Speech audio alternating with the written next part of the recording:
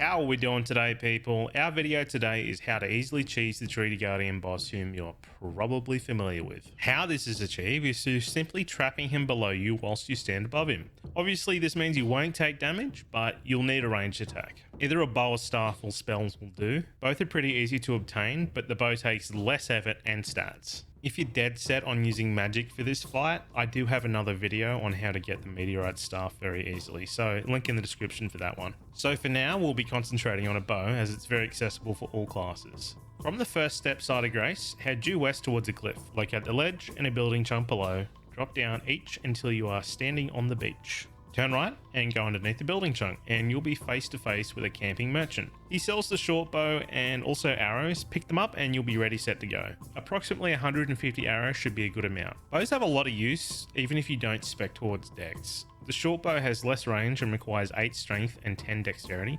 Pretty reasonable for most builds. Some arrows have different effects or will have different effective ranges. They can all mostly be crafted throughout the world also. If a longbow is more your style, which it will have a longer reach but be slower, head to Round Table Hold, go to your first left entrance from spawn. Then turn right, enter a room with the Twin Maiden Husk Merchant. They will stock the longbow. It requires 9 strength and 14 dexterity. You may need to spend some ruins to wield it. If you don't know how to get to Round Table Hold, check out my other video on how exactly to do that as quickly as possible. Link in the description. Now to the killing. Right next to where Tree Guardian wanders around will be a building chunk. Hop up on here with Torrent and aggro Tree Guardian. For the most part, he won't be able to mount and pursue you on top of the building chunk. He can still hit you, but you'll be able to much easier dodge due to his reduced moveset. After about 50% of his health is chipped away, he will occasionally shield slam down. This has a pretty big AoE effect, so try to avoid it and learn to anticipate it.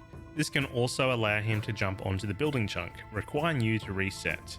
Every so often he might walk away and his health bar may disappear, or even he may disappear. Fret not, his health will stay the same and you just need to re-aggro him. In fact, these moments of respite are great for landing free hits. After a few minutes of Force Porcupine reassignment, he'll die, and you'll get his weapon as a reward.